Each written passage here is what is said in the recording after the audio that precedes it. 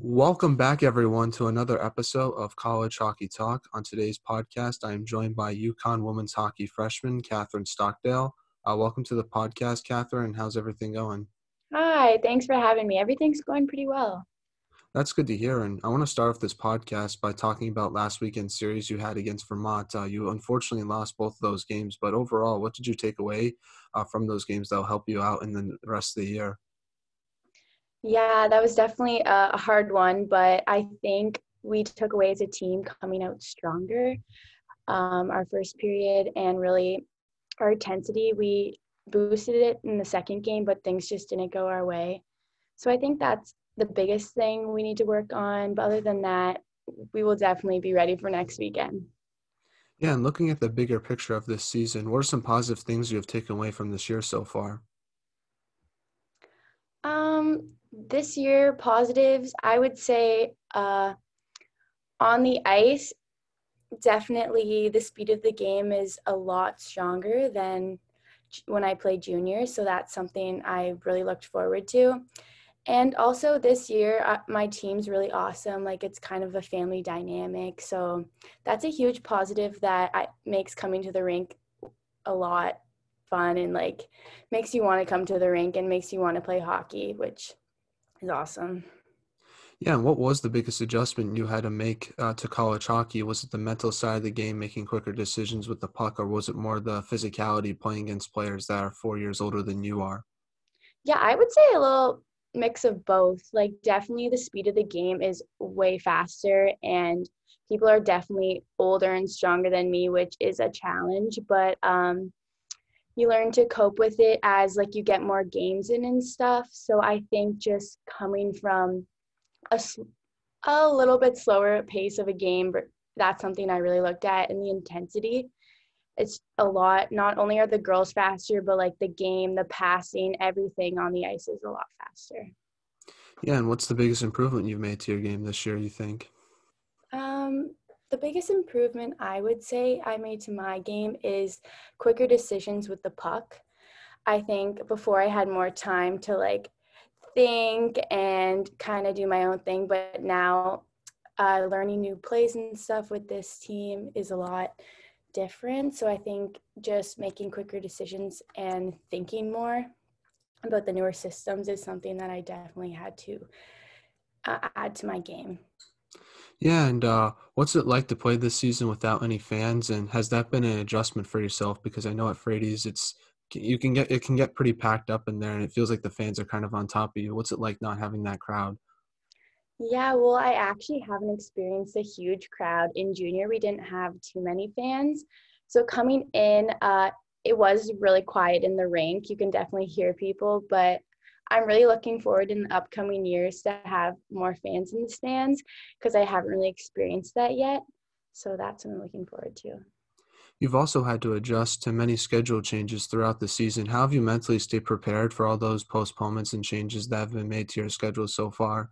Because I know at the beginning of the year you were supposed to play Vermont, but then like a day later you're now have to go to Providence and play there. Yeah, you can never take anything for granted because you never know if you're actually playing the day of. Until the day comes, you're like, okay, we're playing. But until then, you don't know whether you're playing or not because of like positives and stuff like that. So I think mentally, you can't prepare too much. You kind of just have to have more of a go with the flow mentality versus like, yep, we're playing this weekend, everything's set. So that's kind of how I had to cope with the scheduling changes. Yeah, and what's it like preparing for teams not having as much time to prepare for them as you would in a normal season at juniors? Yeah, it's a lot different. Like our video, we kind of have to put it in right away. Like, oh, we're switching teams now. Like when we went from Vermont to Providence, we had to switch our video up and look at their systems and stuff like that. So it is a quite a big difference. But I think just it's kind of like a learning experience. You just have to go with what you got and just keep going, kind of thing. Yeah, and 3-on-3 overtime has also been introduced to college hockey this year. What has that been like for yourself, being an offensive player and having more space on the ice for more scoring opportunities? Yeah, I really like 3v3. I think it just opens the ice up a lot more and it gives you more time with the puck and you can really look for your teammates and have some plays. You have to play both like D and offense just because you're constantly rotating and stuff. So I really like it. I enjoy it. Yeah, and does that make you more defensively sound? Because if you make one little defensive mistake, it can cause an odd man rush and for another goal opportunity for the other team.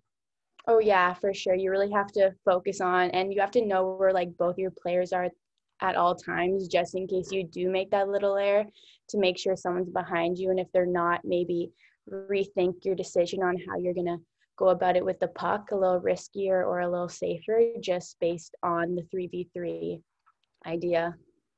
Now, you beat one of the best teams in college hockey in Boston University. Talk about that upset because it seemed to me after that game you took some of that positive momentum into the series against Merrimack you had the next weekend.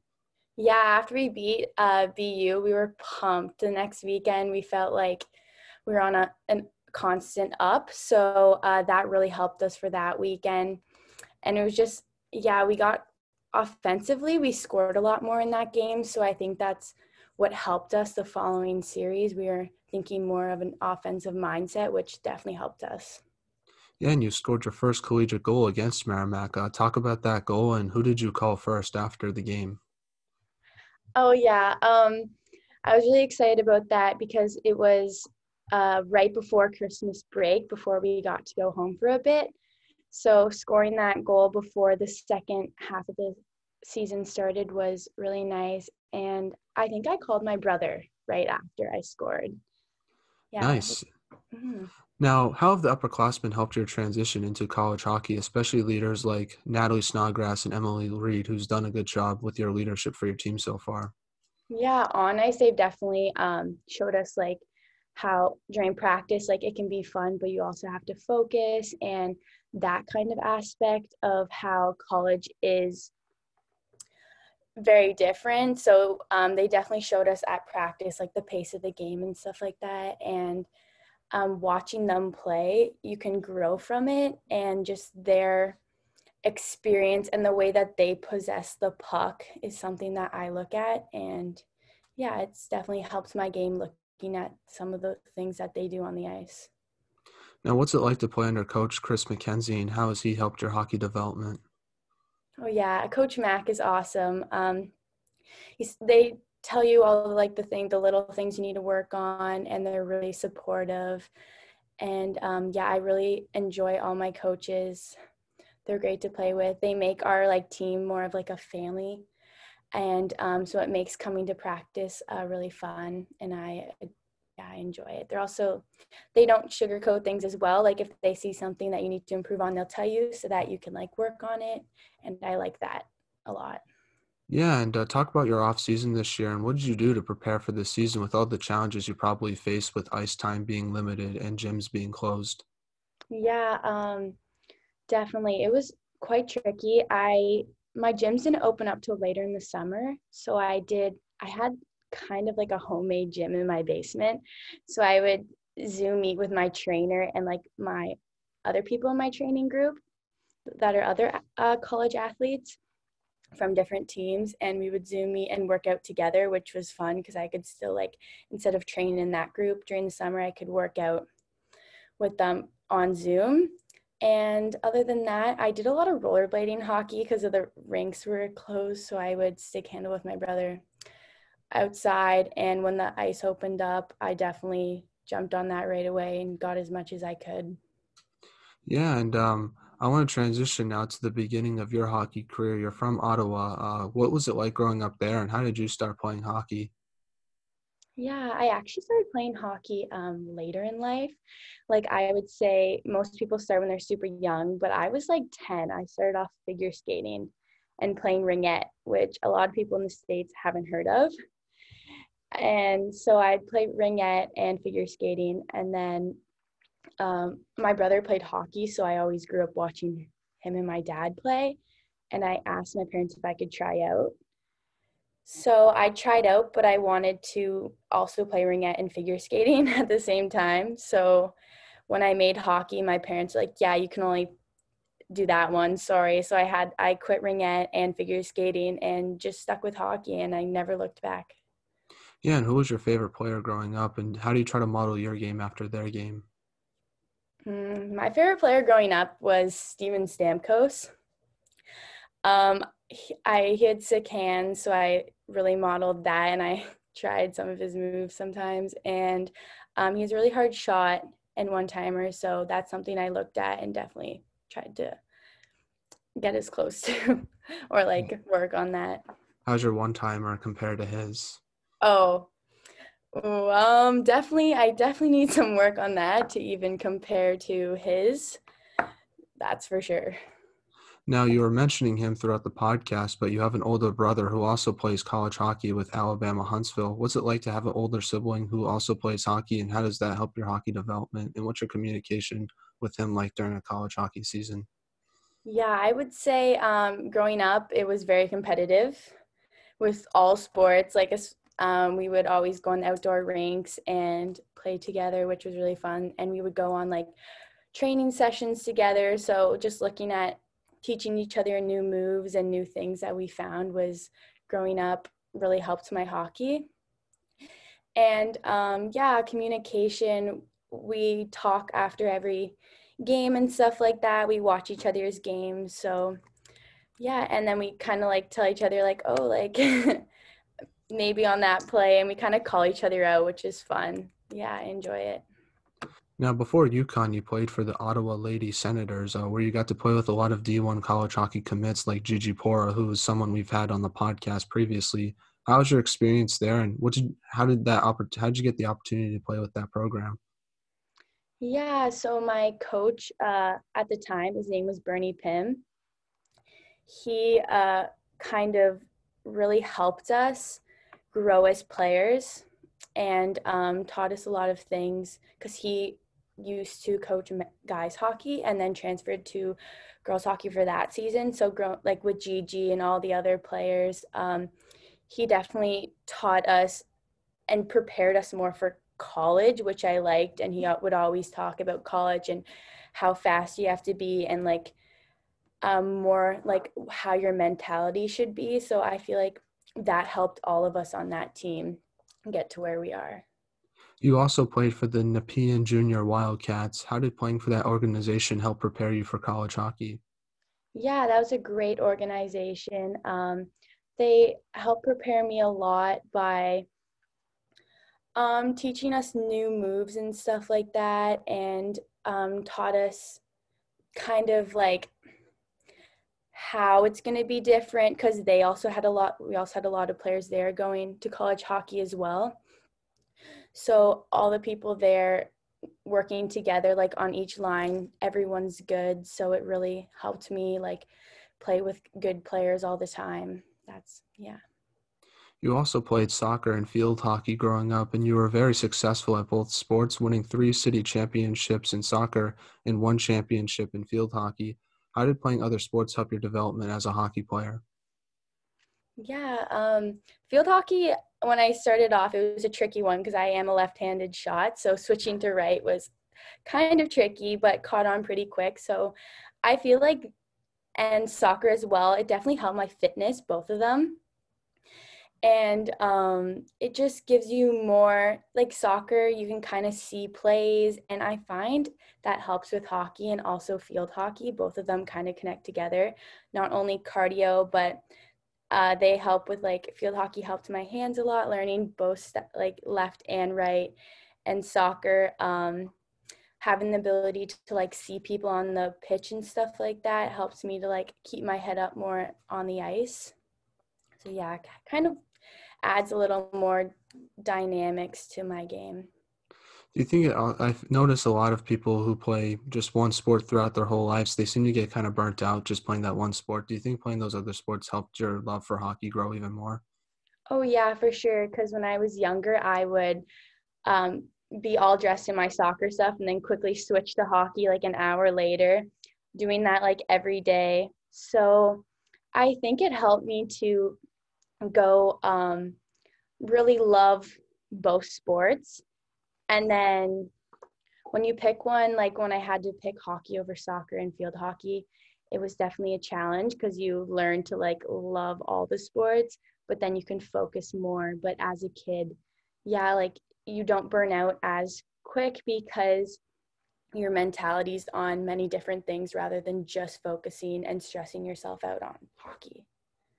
And you also played for Team Ontario Blue and went to nationals. Talk about representing your province and playing in that tournament.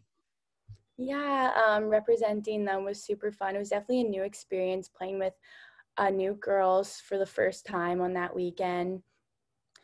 And the outcome, we unfortunately lost in the bronze medal game, but playing with all of them, you learn new stuff and you can grow off of each other. And I had some great coaches too that definitely taught me a lot. And it's an experience that I'll remember for a while. Yeah, and talk about your recruiting process and why did you want to come to Connecticut and play college hockey? Yeah, definitely. I love the program and where the coaches saw our program going. I also loved how close the team was and how close the team and the coaches are and how they bond with like, it's like a family. It's not just like you come and they're your teammates. It's like everyone's so close. So that aspect, and I also love the campus. So those are some reasons why I chose UConn. Now, talk about what it's like to play in Hockey East because it's probably one of the most competitive conferences in college hockey. What's it like being a player in that conference and playing that great competition every single night? Oh yeah, every game is not easy. So, and you look forward to every game because if you do lose, you can bounce back and for the next game, and you know every team's going to be good. So there's no off weekend, which I found, yeah. Now, all the teams in Hockey East this year are making the playoffs. So, as a player, how do you try to maintain that playoff urgency heading into the playoffs this year, knowing that you're already going to make it for the rest of this season? Yeah, I think every game our team's very competitive, so we want to like win every game. So I don't think that will affect us too much because I think we always want to play urgent. But since we are already in the playoffs, we don't try to think about it too much. It kind of just is something we know about so that we can continue with our urgency and our intensity. Now, how have you balanced both academics and hockey at such a high level and an elite level at such a prestigious university like UConn? Yeah, it was definitely a challenge coming from high school to this new academic experience. I would say um, I learned to use calendars and stuff like that and to balance my time so that I don't forget about any assignments or any what time I have to be at practice at. So that has really helped me with my balancing both of them. Now, how have you adapted to online schooling? Has that been tough for yourself? Yeah, adapting to online schooling is tough because I find when you just do it like you're schooling in your room, the environment gets kind of tiresome. So finding new environments and new places to work on your online schooling around campus has helped me a lot to stay focused and be eager to learn. And we're now in the non-hockey segment of the podcast where I ask you some non-hockey questions. My first question is, what music do you like to listen to? Ooh, I love country. Who's your go-to artist? Because I know that Morgan Wallen released a new album that everyone's been talking about in the country world. Definitely Morgan Wallen, and I'm also a huge fan of Tim McGraw. Nice. Now, what is your biggest pet peeve? Biggest pet peeve. Oh, I would say when people chew very loud. Yeah, that's definitely annoying. Mine Yeah. is probably slow driving. It can get pretty annoying sometimes, especially here in New England. Oh, for sure.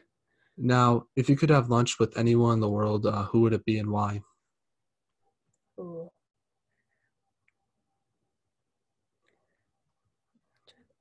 I would say, hmm,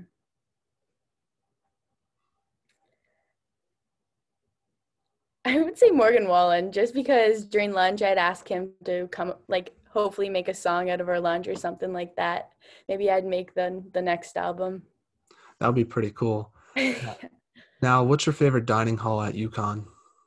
Ooh, definitely Putnam because it's the only dining hall that makes smoothies. So that really boosts my morning. Nice. Now, speaking of your teammates, who has the best style on the team besides yourself, obviously?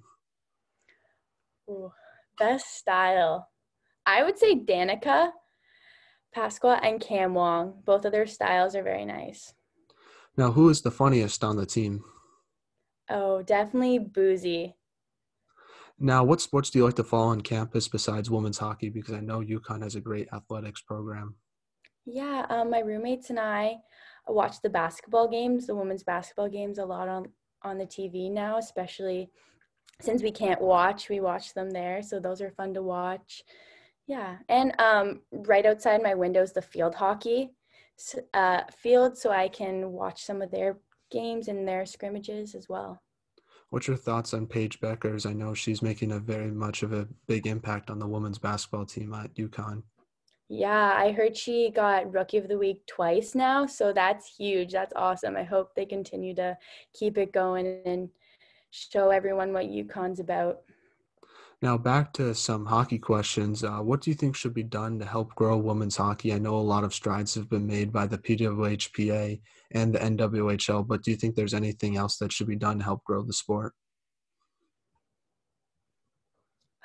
I would say just more awareness, and I found during the World Juniors, TSN did a good job of including like women's hockey players on the commercials, as well as like some of the team Canada goalie had some of the players on their helmets. So just awareness like that. Like sometimes it's the little things, and yeah, that's what I'd say. Now, what advice would you give a younger player trying to make D1 college hockey? I would say to continue to keep your passion for hockey and don't lose it, because being passionate about hockey can help you to improve yourself and help you to want to go on the ice more and make you want to work on the things that you need to for college hockey. So just keeping that ability to be passionate about hockey and love the game will help a lot. Now, what should I do better as an interviewer to improve this podcast? I don't know. I really like it. I follow your Instagram as well, and I enjoy all of your content. So thanks for having me on. No problem. I appreciate you coming on. Is there any shout outs you'd like to give to any of your family members, teammates, or anyone else you might know? Any shout outs? I maybe just my brother. Yeah. And yeah, that's about it. Well, thank you so much, Kathryn, for coming on the podcast. I really appreciate it. I wish you all the best for the rest of the season. I'll definitely try to promote yourself and the rest of the team throughout the rest of the year. Oh, thank you so much. No problem. Have a great day. It was nice meeting you. You too. Take care. Take care. Bye. Bye.